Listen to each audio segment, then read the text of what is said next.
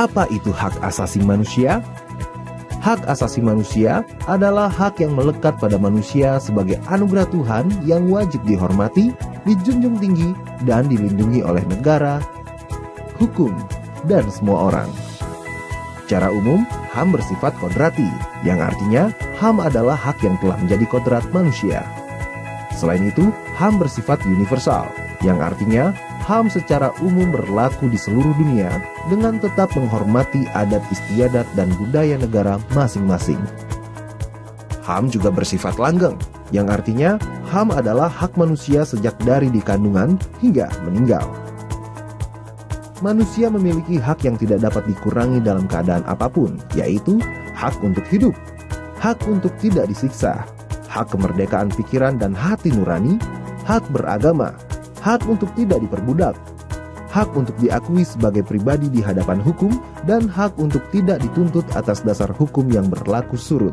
Hak-hak itu adalah hak yang tidak dapat dikurangi dalam keadaan apapun, sedangkan hak-hak selain itu tergolong sebagai hak-hak yang dapat dikurangi, seperti hak berorganisasi dan hak berekspresi. Namun, HAM dapat dibatasi. Dalam menjalankan hak-hak tersebut, dapat dilakukan pembatasan. Hak seseorang dapat dibatasi oleh undang-undang. Misalnya, setiap orang berhak untuk memiliki dan membangun tempat tinggal.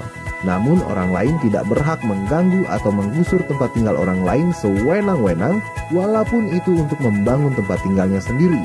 Atau pemerintah tidak berhak sewenang-wenang menggusur tempat tinggal orang lain tanpa menjalani prosedur. Untuk menjamin hak asasi manusia, negara dan pemerintah wajib untuk melindungi, memajukan, menegakkan, dan memenuhi hak asasi manusia. Negara dan setiap orang wajib untuk menghormati HAM. Artinya, tidak boleh melakukan tindakan atau mengganggu HAM orang lain. Misalnya, masyarakat yang sudah menikmati haknya untuk beribadah secara bebas tidak boleh diganggu. Negara berkewajiban untuk melindungi HAM. Artinya, ketika ada pihak lain yang mengganggu HAM, negara wajib memberikan perlindungan. Contohnya, ada orang yang sedang menyampaikan haknya untuk berekspresi, lantas ada pihak lain yang mengganggu, maka negara, misalnya polisi, harus melindungi orang yang sedang menyampaikan ekspresinya itu. Negara berkewajiban untuk memenuhi HAM. Artinya, negara harus mengambil langkah-langkah supaya setiap orang menikmati HAM secara lebih baik dan meningkat dari waktu ke waktu. Contohnya, hak anak atas pendidikan. Maka, negara wajib menyediakan gedung sekolah yang layak, guru yang berkualitas, dan materi pelajaran yang bermutu baik.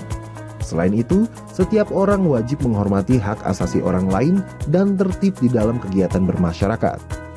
Namun dalam menjalankan hak dan kebebasannya, setiap orang wajib tunduk kepada pembatasan yang telah ditetapkan undang-undang agar dapat menghormati hak dan kebebasan orang lain. Apabila seseorang atau sekelompok orang atau aparatur negara dengan sengaja atau tidak sengaja mengurangi, menghalangi, membatasi, atau mencabut HAM orang lain, maka hal tersebut adalah pelanggaran terhadap hak asasi manusia. Pelanggaran hak asasi manusia akan menjadi akar dari segala permasalahan dari suatu negara. Mari kita ciptakan dunia tanpa kekerasan dan diskriminasi, saling menghormati dan menghargai sesama manusia. HAM untuk semua. Laporkan setiap bentuk pelanggaran HAM, jangan diam. Assalamualaikum warahmatullahi wabarakatuh. Selamat siang anak-anakku kelas 11. Alhamdulillah, kita sudah belajar lagi, belajar online. Sekarang kita masuki pertemuan pertama, materi pertama bab 3 tentang pelanggaran hak asasi manusia dalam perspektif Pancasila dalam kehidupan berbangsa dan bernegara. Harapan Bapak anak-anak selalu dalam keadaan baik-baik saja. Amin. Anakku, seperti biasa sebelum belajar dimulai, marilah kita bersama-sama berdoa sesuai dengan agama dan keyakinan kita masing-masing agar ilmu yang kita pelajari bermanfaat. Yang beragama Islam ikuti Bapak. Doa mulai. A'udzubillahi minasyaitonirrajim. Bismillahirrahmanirrahim. Alhamdulillahirabbil alamin arrahmanirrahim maliki yaumiddin. Iyyaka na'budu wa iyyaka nasta'in ihdinas siratal mustaqim siratal ladzina an'amta 'alaihim ghairil maghdubi alaihim waladdallin. Amin. Selesai, terima kasih. Anak-anak, sebelum Bapak mulai menjelaskan, Bapak selalu ingatkan bahwa waktu pembahasan materi ini ada 2 jam pelajaran. Yang pertama, Bapak gunakan untuk menerangkan materi pertama bab 3. Yang kedua, sisa waktu silakan anak-anak gunakan dengan mengerjakan tugas. Yang ketiga, siapkan catatan untuk merangkum dan menjawab soal-soal. Selesai merangkum dan menjawab soal-soal, langsung difoto dan dikirim langsung ke WA Bapak hari itu juga. Nomor WA 089 689 842 766. Anak-anak, Bapak lanjutkan untuk menyampaikan tujuan pembelajaran. Siap? Tujuan pembelajaran kali ini ada 5, yaitu setelah pelajaran selesai diharapkan siswa dapat pertama menjelaskan pengertian hak asasi manusia, kedua menjelaskan pengertian pelanggaran hak asasi manusia, 3 menjelaskan pengertian Pancasila, 4 menjelaskan hubungan hak asasi manusia dengan Pancasila, 5 menjelaskan landasan hukum hak asasi manusia. Anak-anak, Bapak jelaskan satu persatu tujuan pembelajaran di atas. Siap? Pertama, pengertian hak asasi manusia. Hak asasi manusia adalah hak dasar yang dimiliki manusia sejak dalam kandungan sampai dengan meninggal. Bersifat universal. Hak dasar itu adalah hak hidup, hak merdeka, hak memiliki sesuatu dengan sah. 2. Pengertian pelanggaran hak asasi manusia adalah perbuatan yang menghalangi, menggagalkan orang yang akan memperoleh atau mendapatkan hak asasinya. 3. Pengertian Pancasila. Pancasila adalah 5 dasar atau 5 kebaikan sebagai pedoman berperilaku dalam kehidupan sehari-hari di berbagai lingkungan kehidupan. 4. Hubungan hak asasi manusia dengan Pancasila. Hubungan hak asasi manusia dengan Pancasila adalah sangat erat, karena adanya hak asasi manusia sangat mendukung untuk mewujudkan pelaksanaan sila-sila Pancasila dalam kehidupan sehari-hari di berbagai lingkungan.